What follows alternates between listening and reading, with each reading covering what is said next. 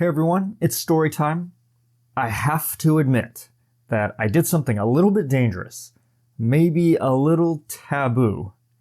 During this bull run, this massive Pokemon bull run of 2020/2021, I did successfully execute multiple buyouts of particular cards or certain areas of the market. At least I would say that they were pretty successful. I made between 3 times to 20 times my money depending on the card. And this happened within a very short period of time. I want to say maybe a few months. So it worked out really great in my opinion. And so far, even with the recent market downturn that we're experiencing now in the hobby, my buyout cards have not retraced. If this is your first time here, I'm KAKASHI with Kanto Capital, and I love talking about Pokemon cards and the economics behind the hobby. Consider liking and subscribing if you appreciate all this content that I do give out for free. It's a really great way to help support the channel. Also, especially if you've watched a lot of my videos, consider checking out Patreon if you'd like to know about my product picks I make every month, what I'm doing, get access to exclusive Q&A videos, and plenty of other stuff, all inside of Patreon. And back on topic, so several months ago, I did a little video about manipulation and how manipulating the Pokemon card market might be possible. But to be quite honest with you, I always knew that it was possible. Now, just to be clear, market manipulation is really such a dirty word. It's such a bad word. But what does that really actually mean? Market manipulation is really kind of just a negative word for influence. It's an attempt to influence the market and create a market environment that you want to create. It doesn't guarantee the outcome that you actually want, but if you do it correctly, if you execute it intelligently, it can push the odds into your favor.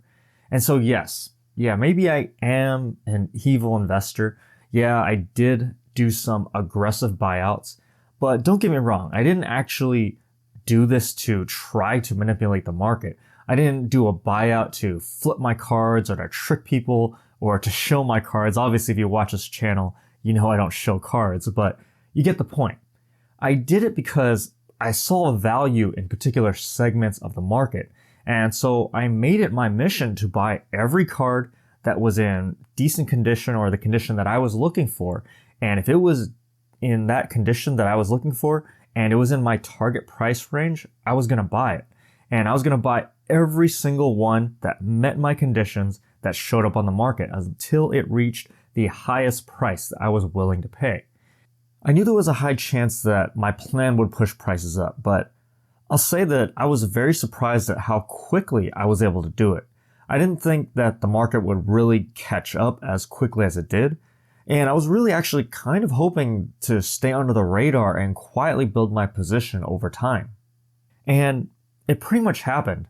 I wiped out some of the supply. I definitely did my part. I didn't, of course, get every single card. Sometimes, let's say someone would buy something before I could get to it. They would beat me to, let's say, a really good deal. But I did my part and I took whatever I could until the only thing left was damaged cards or cards that were, again, outside of my price range or my target price.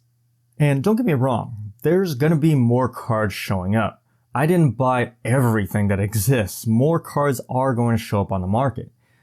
But in the end, what do you know? Who would have guessed? You wipe out the supply, the prices went up. And I did my part to take out a lot of the supply and the prices went up. It's almost like magic. It's almost like manipulating the market might actually be possible. And I'm here to tell you and confess that it is possible. And so I guess the big question is, what's the message here? And just to be clear before I continue, no, please do not go and try to do a buyout. If you do not know what you're doing, you are going to get burned badly. If you don't know what you're doing, you are going to lose a lot of money, or you're really putting yourself at the risk of losing a lot of money. So please do not try this. These are performances only done by trained professionals, and I seriously mean that. Don't do it. Do not attempt a buyout unless you're trying to help me make content and you're going to let me use your story as an example of what not to do. And you know, who knows, maybe a few years from now, I might be my own example of what not to do. And there are plenty of stories of people who failed trying to do buyouts in collectibles. There's a lot that goes into it, and even if you know what you're doing, there is still a chance that it might not go well. But there's a reason that I'm usually able to talk about the things that we discuss here on this channel. There's a reason that I can make the videos that I do. It does take a lot of experience and understanding of how markets like this function. And if you didn't know before, now you know. This stuff can happen very, very easily. It's actually so easy, it's embarrassing, because I didn't intentionally try to manipulate the market. It wasn't something that was my goal. All I really saw was just cards that I felt should be worth more, and I bought as many as I could until they were all gone or they were priced the way that I believe they should be priced. So what's the point? Why am I telling you this? The reason I want you to know this is so that you can protect yourself from these market participants. And the only way to truly protect yourself, and this is extremely important, maybe the most important part of this entire video, the only way to protect yourself from weird market forces like this is if you are concerned about future value, if you truly want to build a great collection, build a valuable collection. The only way to protect yourself is to buy intelligently. Do your research, understand what you are buying, what are you putting your money into. And the reason you want to buy intelligently and do your research is because that's where the smart money always ends up. They might detour, the smart money might go take a little vacation and profit on some random items or some random cards or the hot product of this week that will make some money off the Timmies, but after they've made their quick money, they will always circle back and put those profits into the best cards and the best investments. But they are always going to circle back. And if you have the cards and the assets that the smart money wants, you can win even if you're a little guy. And this is true in any market. It doesn't just apply to Pokemon. And if you don't know exactly how to do this, or you don't really know what this means quite yet, don't worry, that knowledge will come with time. No one is going to bat 100%. Tom Brady doesn't win a Super Bowl every year. Steph Curry will miss a three-pointer from time to time. It's okay to be wrong. It's okay to make mistakes.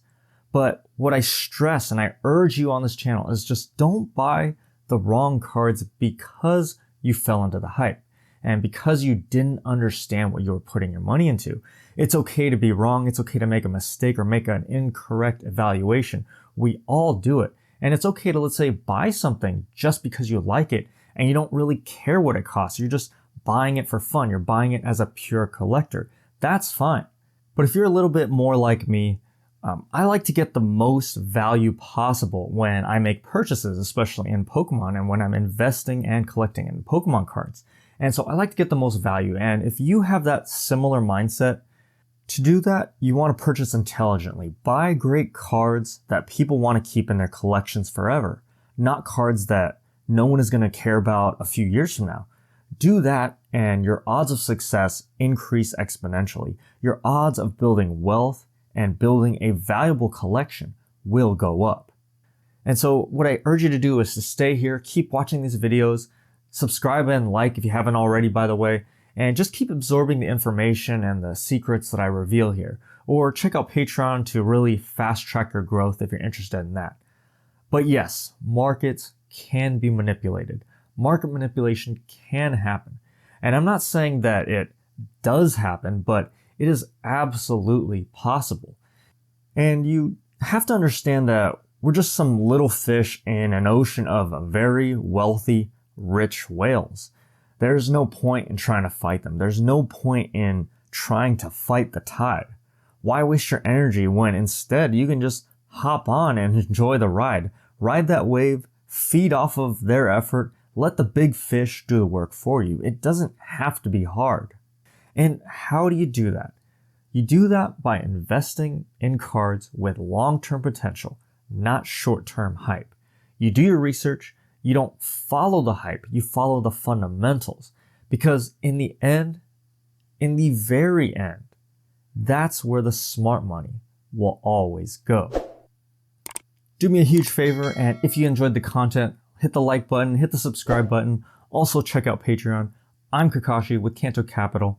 Stay sharp, have a great day, and I will see you in the next video.